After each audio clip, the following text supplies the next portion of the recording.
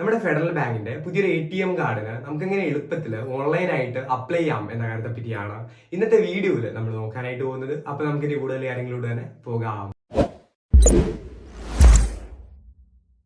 അപ്പോൾ ഇതിനാദ്യമായിട്ട് തന്നെ നിങ്ങൾ ഇത്തരത്തിലുള്ള ഫെഡറൽ ബാങ്കിൻ്റെ ഒഫീഷ്യൽ വെബ്സൈറ്റിലോട്ട് കയറേണ്ടതായിട്ടുണ്ട്. അപ്പോൾ അത് കയറാനായിട്ട് ആവശ്യമായിട്ടുള്ള ലിങ്ക് നമ്മളുടെ വീഡിയോക്ക് താഴെയായിട്ട് ഡിസ്ക്രിപ്ഷനിൽ ഉൾപ്പെടുത്താം. അല്ലെങ്കിൽ നിങ്ങൾ ഏതെങ്കിലും ഒരു സെർച്ച് ബാറിൽ ജസ്റ്റ് ഫെഡറൽ ബാങ്ക് ഓൺലൈൻ എന്ന് സെർച്ച് ചെയ്താൽ മതി. അപ്പോൾ കാണുന്ന ഈ ഫസ്റ്റ് ലിങ്കിൽ ജസ്റ്റ് ഒന്ന് ടാപ്പ് ചെയ്യുക. അപ്പോൾ ഇത്തരത്തിലുള്ള ഒരു ഏരിയയിലോട്ട് എത്തും. അപ്പോൾ ഇവിടെ നമുക്ക് മുകളിൽ റൈറ്റ് സൈഡിൽ ഇത്തരത്തിൽ ഒരുപാട് ഓപ്ഷൻ കാണാനായിട്ട് കഴിയും. ഇവിടെ ഫെഡ് ഈ പോയിന്റ് എന്നുള്ള ഒരു ഓപ്ഷൻ ഉണ്ട്. അപ്പോൾ അത് കൃത്യമായിട്ട് ഒന്ന് ടാപ്പ് ചെയ്യുക. അപ്പോൾ നമ്മൾ ഇത്തരത്തിലുള്ള ഒരു ഏരിയയിലോട്ടാണ് എത്തുക. അപ്പോൾ ഇവിടെ അവർ നമ്മുടെ അക്കൗണ്ട് നമ്പർ കൃത്യമായിട്ട് എൻ്റർ ചെയ്ത് കൊടുക്കാനായിട്ട് പറയുന്നുണ്ട്. അപ്പോൾ നമ്മുടെ ബാങ്ക് അക്കൗണ്ട് നമ്പർ കൃത്യമായിട്ട് എൻ്റർ ചെയ്തിട്ട് താഴെയുള്ള കണ്ടിന്യൂ എന്നുള്ള ഏരിയയിൽ നിങ്ങൾ ടാപ്പ് ചെയ്ത് കൊടുക്കുക.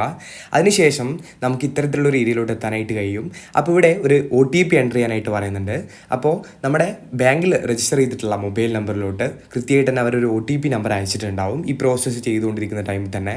അപ്പോൾ വന്നിട്ടുള്ള OTP നമ്പറാണ് നമ്മളിവിടെ എൻ്റർ ചെയ്ത് കൊടുക്കേണ്ടത്. താഴെയുള്ള ബോക്സിൽ ആ ക്യാപ്ച കോഡ് എൻ്റർ ചെയ്യുക. ശേഷം കണ്ടിന്യൂ എന്നുള്ള ഏരിയയിൽ ടാപ്പ് ചെയ്യുന്ന സമയത്ത് ഇത്തരത്തിൽ ഒരുപാട് ഓപ്ഷൻസ് ഇവിടെ എനേബിൾ ആയിട്ട് വന്നത് കാണാം.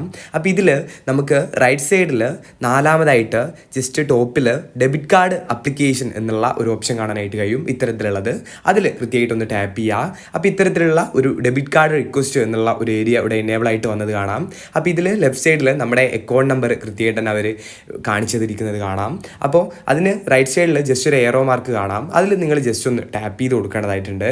അതിൽ ടാപ്പ് ചെയ്യുന്ന സമയത്ത് നമുക്ക് ഇത്തരത്തിൽ കുറച്ച് ഓപ്ഷൻസ് കൂടി ഇവിടെ എനേബിൾ ആയിട്ട് വന്നത് കാണാം. അപ്പോൾ നമുക്കിവിടെ അവൈലബിൾ ആയിട്ടുള്ള കാർഡ്സിൻ്റെ നമ്പേഴ്സാണ് ഇവിടെ അവർ കാണിക്കുന്നത്. അപ്പോൾ അതിൽ ഏതെങ്കിലും ഒന്ന് നമുക്കിവിടെ ചൂസ് ചെയ്യാനായിട്ട് കഴിയും.